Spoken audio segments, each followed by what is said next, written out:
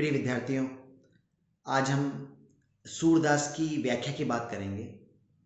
सूरदास का हिंदी साहित्य में बहुत प्रसिद्ध जो विषय है वो भ्रमर गीत प्रसंग है। और उसी भ्रमर गीत प्रसंग, उनके श्रृंगार वर्णन, उसमें वियोग और संयोग, इन सभी दृष्टियों से सूर का भ्रमर गीत हिंदी साहित्य की सबसे अनमोल निधि है। अन्य बहुत सारे भ्रमर गीत कहे गए हैं, परंतु सूरदास का भ्रमर गीत जो है वो सर्वश्रेष्ठ कोटि में गिना जाता है। हमारे स्नातक स्तर पर सूरदास की व्याख्याएं जो परीक्षा में पूछी जाती है, आज हम बात करेंगे ऊधो मन माने की बात। दाग छुहारा छांड अमृतफल, विष कीरा विष खार। सूरदास जी की व्याख्या है और ब्रह्म गीत का प्रसंग है उद्धव सामने गोपियों के।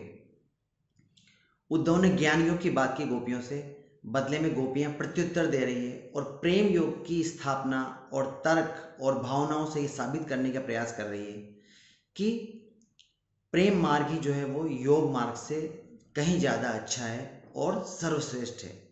तो गोपियां कह रही उद्धव से कि उद्धव मन माने की बात, ये तो मन के मानने की बात है कि किसी को किससे प्रेम हो जाए। हे उद्धव, यदि हम कृष्ण से प्रेम करती हैं तो ये मन के मानने की बात है। अगर तुम ऐसा कहो कि योग ही श्रेष्ठ है तो हे उद्धव वो बात हमारे मानने में नहीं आती, क्योंकि दाग छुआरा छांड अमृतफल विष कीड़ा विष खात। वो कहना चाह रहे उद्धव तो मान लो कि हम निम्न कोटि के हैं, मगर जैसे कोई विष का कीड़ा है, उसे यदि दाग छुहारा दिए जाए, खाने के अच्छे अच्छे सामान दिए जाए, तो इन सारे मीठे फलों को छोड़कर अमृत फल विष कीड़ा विष खात। विष कीड़ा क्या करेगा?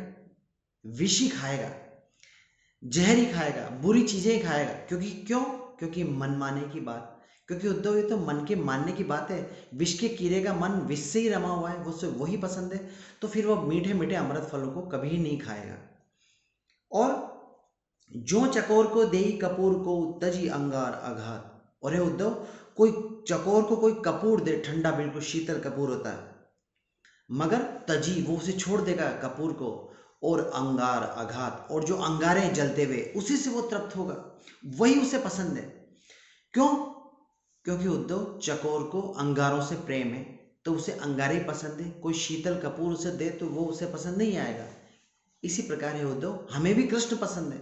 भले ही तुम्हारी दृष्टि से ये प्रेम का मार्ग निकृष्ट है, मगर हमें चूंकि प्रेम और भक्ति का मार्ग ही अच्छा लगा है उद्धव, तो जैसे चकोर को अंगारे पसंद है वो अंगारे ही खाता है, कपूर नहीं खाएगा। उसी प्रकार है उद्धव, हम भी कृष्ण से ही प्रेम करेंगे। और मधुप करत कर घर कोरी काठ में बंधत कमल के पार। और उद्धव, मधुप है भौरा, वो कठोर लकड़ी को जो है काट कर उसमें घर बना लेता है। कठोर पेड़ के अंदर जो तना होता है उस तने को वो काटता है और काट कर अपने लिए छोटी सी कोटर बनाता है, रहने का घर बनाता है। परंतु बंधत कमल के पार, वही भंवरा जो कठोर लकड़ी को काटकर अपना घोंसला बनाने की कुव्वत रखता है, सामर्थ्य रखता है उद्धव, मगर वही भंवरा जब कमल के पत्तों में बंद हो जाता है और कैद हो जाता है, तो वो चाहे तो कमल के पत्ते को जरा सा काट करके बाहर निकल सकता है, मगर उद्धव भंवरा कमल के पत्तों को नहीं काटता है। क्यों नहीं काटता है? क्योंकि उद्धव मन माने की बात, क्योंकि ये तो मन के मानने की बात है। भंवरा कमल से प्रेम करता है और जो जिससे प्रेम करता है वो उससे को नुकसान नहीं पहुंचा सकता है उद्धव, इसलिए भंवरा कमल के पत्ते का नुकसान नहीं पहुंचाता। किस लिए नहीं पहुंचाता? क्योंकि मन माने की बात है उद्धव, ये तो प्रेम है। और जैसे भंवरे को कमल से प्रेम हो गया उद्धव, उसी प्रकार हमको भी कृष्ण से प्रेम हो गया।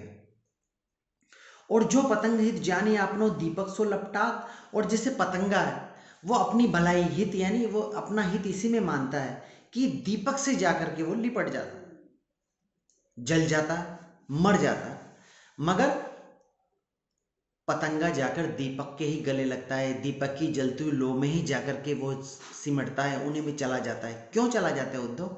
क्योंकि मन माने की बात। ये तो मन के मानने की बात है कि कोई व्यक्ति किसी से प्रेम करे। दीपक को लपटों से प्रेम है, पतंगे को दीपक की लपटों से प्रेम है, वो उसी के पास जाता है, भले ही मर जाए वो अलग बात है, भले मृत्यु हो, भले जीवन नष्ट हो जाए, मगर जब कोई किसी से प्रेम करता है तो फिर ये बातें मायने नहीं रखते हैं उद्धव। इसलिए गोपियां कह रही है उसी प्रकार है उद्धव, हम भी वैसे ही कृष्ण से प्रेम करते हैं।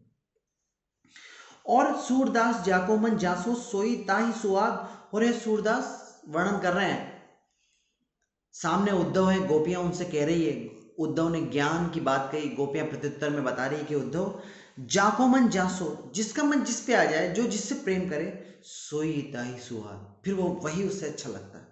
प्रेम है, अगर किसी को किसी से प्रेम हो जाए तो उसे वही व्यक्ति अच्छा लगता है। इसमें कोई तर्क, हम कोई निष्ठा नहीं ढूंढ सकते, क्योंकि प्रेम जो है वो फिर सीधा भक्ति तक पहुंचता है। और उद्धव, हम कभी भी उसी प्रकार हम भी कृष्ण को नहीं छोड़ सकती। आपके योग मार्ग में भले ही प्रेम मार्ग निकृष्ट हो, कमजोर हो, खराब हो, मगर उद्धव प्रेम जब हो जाता है, जब मन किसी से मान जाता है, तो फिर दुनिया में दूसरी चीजें उसके लिए सही नहीं रह जाती।